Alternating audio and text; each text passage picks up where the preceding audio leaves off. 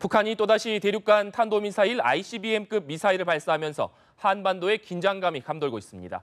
우리 정부는 물론 국제사회의 대북 압박 수위가 한층 높아질 것으로 예상됩니다.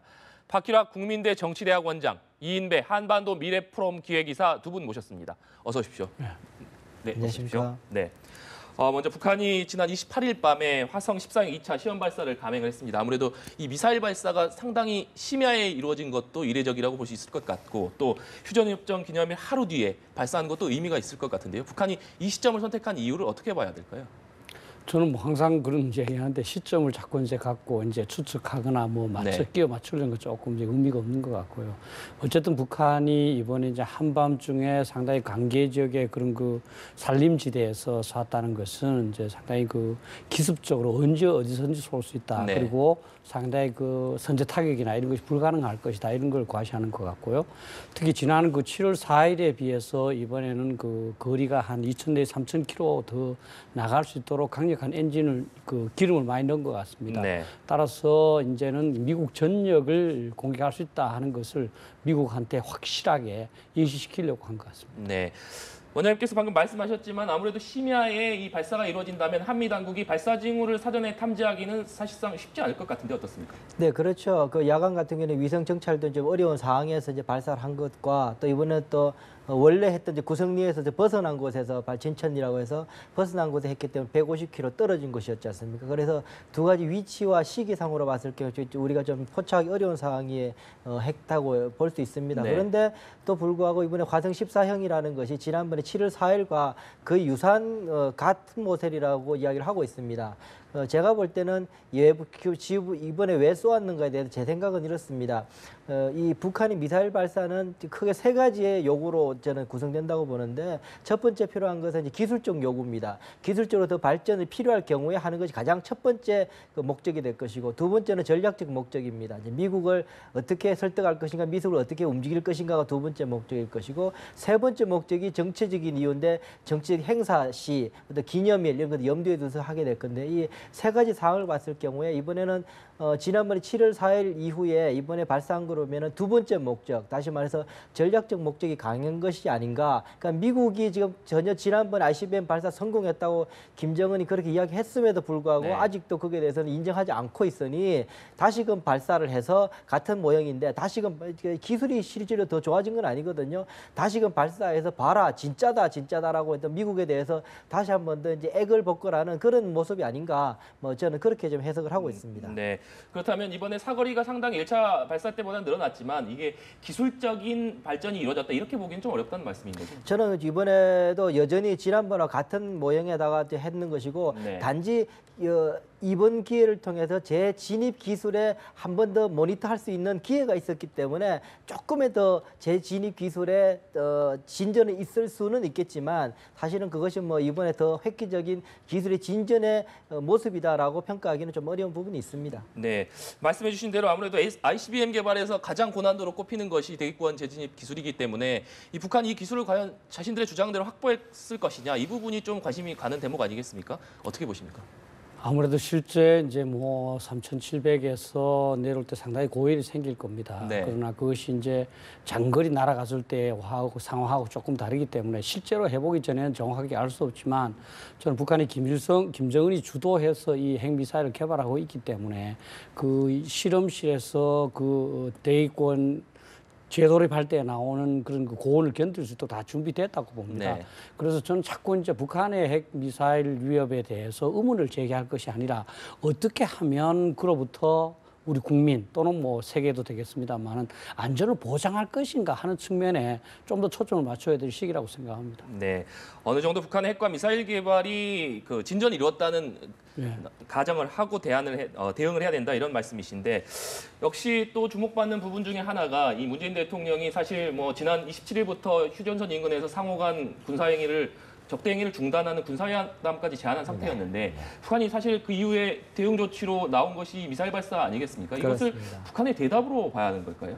그렇습니다. 당초에 북한의 이 전략 속에서는 이 한국 정부의 이 대북 정책의 입장에 대해서는 크게 신경 쓰지 않은 모습이다라는 게 제 생각입니다. 이제 핵을 개발하고 장거리 미사일을 개발하는 그 속내 속에는 철저하게 미국을 겨냥한 전략이었기 때문에 네. 실제로 한국이 어떠한 전략적인 그 센서가 변화되는 것과는 지금 전혀 관계없이 미국 걸 협상 테이블에 끌고 와서 미국으로 하여금 핵 보유국을 인정받는다. 이것이 지상 최대의 목표고 김정은의 핵심 속에 머릿속에 내구조에는 그것만 들어있는 상황이기 네. 때문에요. 그거를 쟁취하기 전까지는 다른 어떠한 여건들은 보지 않는다. 그런 상황이기 때문에 우리 한국 정부가 물론 그 대화를 재개하고 평화를 추구한다는 그 선언 자체는 저는 의미 있다고 봅니다. 네. 어쨌든 우리 대한민국의 평화를 지키는 것은 이 대통령의 큰 책무이기도 하고 해야 되는 일입니다. 그럼에도 불구하고 북한의 입장에서 봤을 때는 이것이 별로 본인들이 전략을 바꿀 만한 유인은 되지 못하는 상황이었다는 거죠. 그것이 우리가 대한민국 정부가 가지고 있는 가장 큰 지금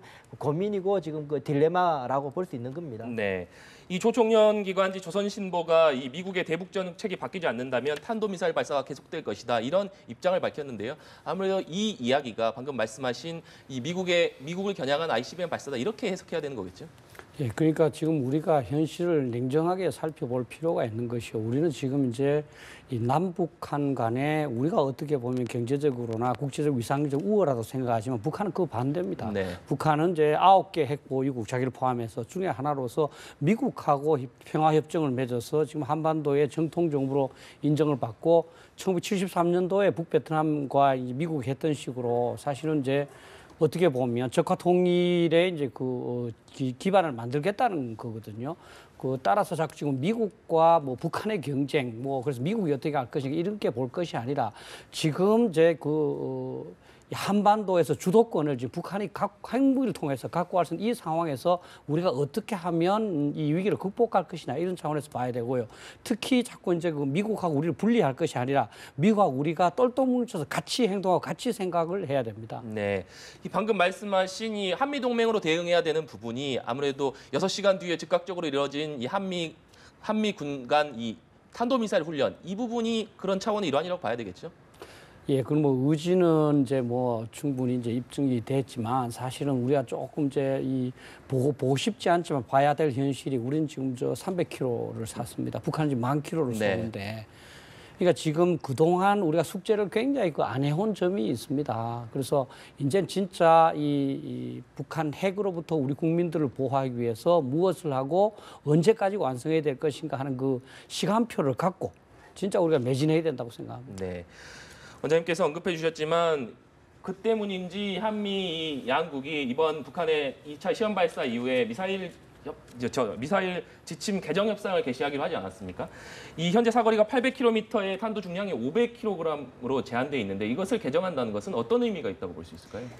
우리 대한민국의 지도를 보면요, 이렇게 지도 이렇게 육지만 보면 도서들을 빼고 육지만 보면 한 1,100km가 됩니다. 가장 남단에서 최북단까지 거리가 1,100km 정도가 됩니다. 다시 말해서 그 정도 거리라 그러면 우리가 800km의 사거리 같으면은 어디에든지 간에 북한을 공격할 수 있는 사거리는 확보했다고 볼 수 있습니다. 단지 이제 문제가 되는 것은 이 탄두 중량인데요. 네. 우리는 일단 핵을 배제한 상황 속에서 우리가 고폭탄을 가지고 우리가 북한을 공격하고 핵심 시설이거나 아니면 지하 시설이나 하려고 그러면 500km는 아직까지 모자란다라는 게 군사 기술자들의 생각들입니다. 그렇다면은 지금까지 현재 보면은 이제 그래서 이걸 500km에서 1톤 정도로 좀 늘리는 협상을 하겠다는데 거기에 대해서는 이미 벌써 지난번에 한미 정상회담 때 아주 짧게 지나간 이야기였다고 그러는데 어쨌든 그 미국 대통령 트럼프 대통령과 우리 대통령 간에 일정 모종이 어쨌든 한 번에 의견 교환이 있었었고 네. 그때 큰 반발이 없이 그냥 뭐 why not 뭐 이런 이야기가 있었다 그러니까는요. 뭐 그렇다면 이제 그걸 더 보다 더 구체시켜야 한다는 것인데 이렇게 했을 함으로 인해 가서 이제 북한의 이러한 ICBM 도발, 미사일 도발에 대해서 우리가 점차 그 수위를 높여서 대응력을 키우겠다라고 볼 수 있는 것이죠. 네. 대응력이 늘어난다는 의미는 있겠습니다만 이 탄두 중량이 500kg에서 1톤으로 늘어난다는 사실이 이 북한의 탄도미사일 ICBM 개발에 있어서 어떤 적정한 대응 방안이라고 보십니까? 그 부분이 진짜 우리가 냉정하게 한번 생각을 해봐야 됩니다. 이제 그 억제라고 그러는데 북한이 우리를 공격하지 못하도록 하는 거. 그게 두 가지 방법이 있습니다. 이론적으로. 하나는 응징적 억제. 너 만약에 우리를 공격을 하면 더 큰 피해를 줄 거야. 네. 이게 응징적 억제입니다. 두 번째는 거부적 억제입니다. 너 공격해봐야 시도해봐 성공 못할 거. 그리고 워낙 방어 태세가 충분하니까. 그런데 이제 핵을 갖고 있다면 응징적 억제가 됩니다. 근데 핵무기를 갖고 있지 않다면 응징적 억제는 안 됩니다. 이제는 방어로 가야 됩니다. 따라서 물론 이제 1톤으로 늘려서 탄도미사일 중용도 강화해야 되지만 그보다 더 우선적인 것은 북한이 핵미사일로 우리를 공격했을 때 그거를 공중에서 요격할 수 있는 탄도미사일 방어, 영어로 말하면 Ballistic Missile Defense, BMD라고 하는 겁니다. 그래서 따라서 이 부분은 어느 쪽에 예산 투입의 우선순위를 둘 것인가 하는 부분은 좀 더 군에서 종합적인 그 어떤 검토가 저는 있어야 된다고 봅니다. 네, 응징적 억제를 말씀해 주셨는데 오늘 낮에 이 미국의 전략 자산인 장거리 폭격기 BMB 랜서 2대가 전격적으로 또 한반도에 전개되지 않았습니까? 이 부분도 북한의 대북 무력 시위 차원, 그러니까 응징적 억제 차원이라고 봐야 될 텐데요. 그렇죠. 일단은 뭐 이 BMB 랜스가 왔다는 것은 그 규모나 그 폭격력이 대단하기 때문에 일단 북한으로 대단히 긴장할 수밖에 없는 네. 전략 무기고요. 이제 그것이 이제 굉장히 자주 와서 우리 국민들은 이제 이렇게 되게 자주 와서 익숙해지실 만한 그런 상황이긴 한데요. 어쨌든 그만큼 도발이 심했다는 정도고요. 그래서 그러니까 빠지지 않고 랜스 폭격기가 계속 미국에서 파견을 해서 이렇게 출격을 시키는 것은 미국과 한미 간에 어쨌든 거기에 대해서 북한에 대해서 좌시하지 않겠다라는 것을 끊임없이 지금 계속 사인을 보내고 있는 것이죠. 단지 이제 이런 것들이 점점 쌓이게 됐을 경우에 그럼에도 불구하고 북한이 이 도발을 계속 수위를 높이게 될 게 과연 어떻게 할 것이냐. 아직까지는 이러한 군사 무력 시위들이 어쨌든 외교 정치적인 이 영역 안에 포함되어 있지만 네. 이것이 그야말로 소신된다고 본다면 도저히 외교적으로 정치적으로 설득해도 할 수 없다라고 판단되는 어떤 시점이 온다면 이것이 트럼프에게 그런 시점이 온다면 그때부터 이 랜스 폭격기가 실제로 그냥 왔다 가지 않는 상황 아니면 뭐 다른 여러 가지 상황들도 있을 수밖에 없어서 사실 그것이 가장 우리로서 가장 걱정되는 부분이죠. 네. 트럼프 정부에서 대북 군사적 옵션을 선택할 가능성을 언급해 주신 것 같은데요. 그런데 일각에서는 이 북한이 핵실험을 하거나 장거리 미사일을 발사를 했을 때 지속적으로 미국이 이 전략 자산들을 한반도에 전개시키지 않았습니까? 그럼에도 불구하고 북한이 이 도발을 멈추지 않고 있기 때문에 실제 이 한반도의 전략 자산 전개가 효과가 있는 것이냐 이런 의문의 목소리도 나오거든요. 예, 뭐 지금까지 효과가 없다고 봐야죠. 아무리 시위는 시위에 그치니까 결국은 이제 군사적 옵션을 이제 생각을 해야 됩니다. 군사적 옵션에는 이제 여러 가지가 있겠습니다만 가장 뭐 상식적으로 생각할 수 있는 것은 이제 폭격을 해서 핵무기를 제거하는 거 아니겠습니까, 그죠? 근데 이제 뭐 대부분이 이제 그렇게 되면 이제 한국이 불바다가 되니까 할 수 없다 하는 게 대부분이고요. 뭐 블룸버그 방송에서도 이제 뭐 어제 뭐 미국 사람들은 뭐 중국 사람들은 미국 절대로 그런 군사적 행동을 못한다 이렇게도 얘기하고 있거든요.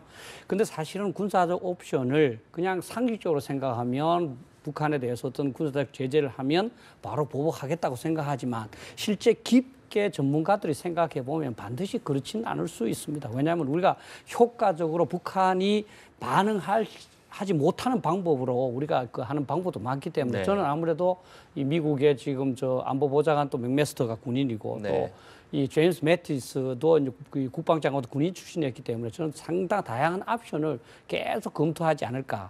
조금 작은 이 어떤 제재에서부터 그 아주 심각한 제재까지. 따라서 우리도 그냥 그 군사 제재는 위험하다. 또는 우리가 피해받는다. 그건 전쟁이기 때문에 안 된다. 이런 생각을 하기 전에 과연 어떠한 옵션이 과연 있는가. 그러면 네. 그 어떤 옵션을 시행을 했을 때 거기에 나는 플러스는 뭐고 부작용은 뭔가. 이걸 면밀하게 검토를 해서 진짜 그 중에서도 어렵지만 가능한 방책을 찾아야 된다고 봅니다. 네. 이 북한의 2차 시험 발사 이후에 문재인 대통령이 전격적으로 또 사드 발사대 4기의 임시 배치를 지시하지 않았습니까? 네. 이 부분도 어떻게 보면 북한의 미사일 위협에 대한 하나의 대응 방안으로 제시한 것이다. 이렇게 봐야 될 것 같은데요. 네, 그렇습니다. 일단 두 가지가 지금 겹쳐져 있는데요. 보면은 지금 그 전날 대통령께서 하신 것이 이제 이 사드 기지에 대한 환경 영향 평가를 네. 실시하겠다고 발표한 것이 하나고, 그 다음 날은 이제 사드 발사대 4개를 임시 반드시 배치하겠다. 두 개가 이제 같이 나오게 됐는데요. 이게 보면 둘 다 타당한 이야기인데요. 이것이 왜 그렇게 되는가 하면 제 생각에는 이 안보 영역의 논리와 국내 정책 영역의 논리가 이렇게 괴리가 되어 있다 보니까 이게 어제는 그랬는데 오늘은 뭐가 됐다라는 식으로 좀 두 개가 지금 그런 상황입니다. 어쨌든 이게 안보의 작동 논리의 핵심은 효율성이거든요. 문제 해결 능력이거든요. 이 정치 영역에서 핵심은 우리 지금 대한민국 정부에서는 민주성이거든요. 네. 절차적 정당성의 문제거든요. 이것이 사실은 서로가 상충되는 부분이 있습니다. 전쟁을 해야 되는 상황에서 절차적 정당성을 따질 수 없는 상황이죠. 시간이 너무 많이 걸리기 때문에. 그러다 보니 안보 영역에서는 효율성이 보다도 우선시되는 부분이 있단 말이에요. 그것이 서로가 상충되다 보니까는 이런 이제 결과가 나왔는데 어쨌든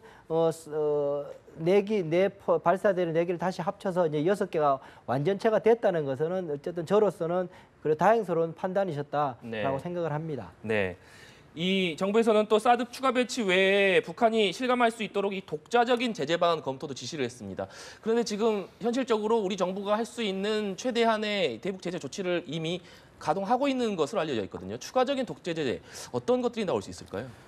사실은 뭐 그 부분이 저희들 고민 아니겠습니까? 워낙 이제 뭐 이 5.24 조치 이후에 북한하고 이제 관계를 또 안 했고 네. 또 사실 이제 북한하고 관계하는 것이 북한 핵 개발을 도와주는 것이고 따라서 경제적으로 우리가 뭐 북한에 어떤 제재를 할 수 있는 그런 건 없다고 봅니다. 저는 아까도 말씀드렸지만 군사적인 조치가 가장 중요하다.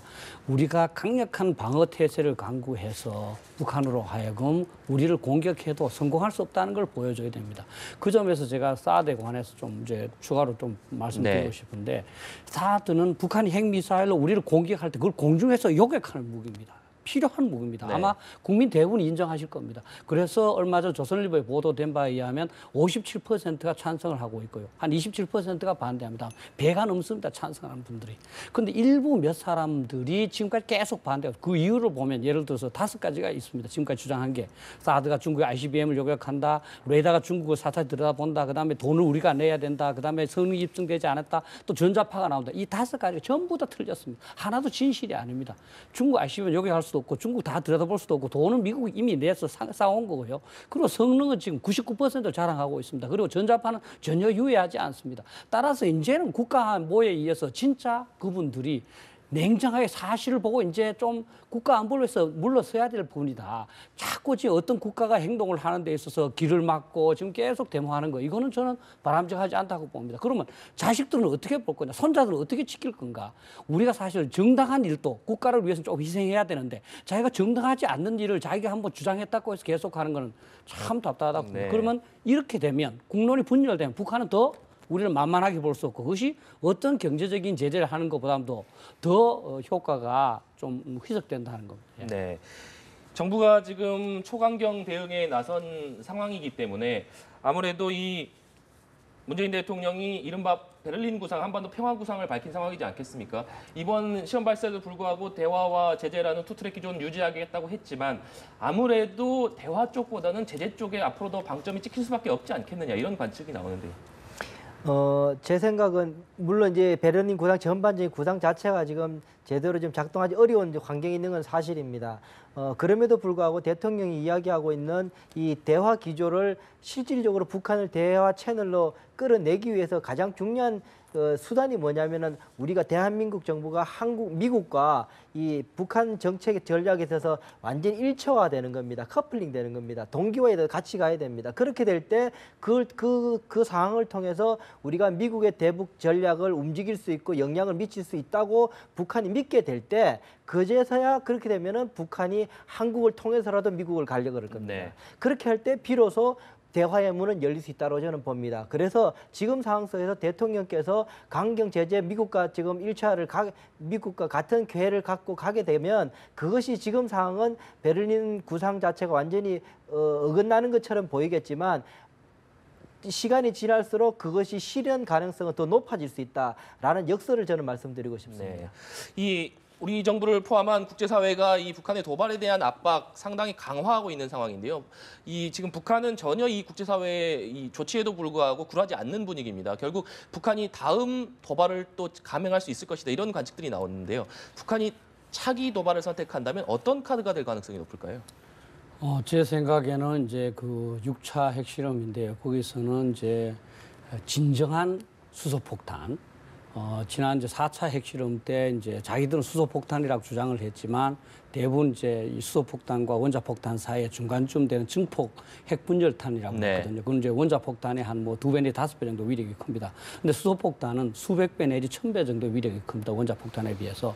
그거를 이제 그 실험할 가능성. 이 굉장히 높다 이렇게 보고요. 그다음에 아까 이제 그 대화와 관련해서 조금 이제 추가로 말씀드리고 싶은데 대화가 어려운 것은 결국은 내 혼자 대화하고 싶다고 되는 게 아닙니다. 상대가 응해야 두 사람이 필요합니다. 대화에는. 근데 상대는 나를 대화의 상대로 생각하지 않습니다. 그걸 대신에 미국을 대화로 상대로 생각합니다. 우리 이 이사님 말씀대로 우리가 미국하고 일체가 돼야 우리하고 대합니다.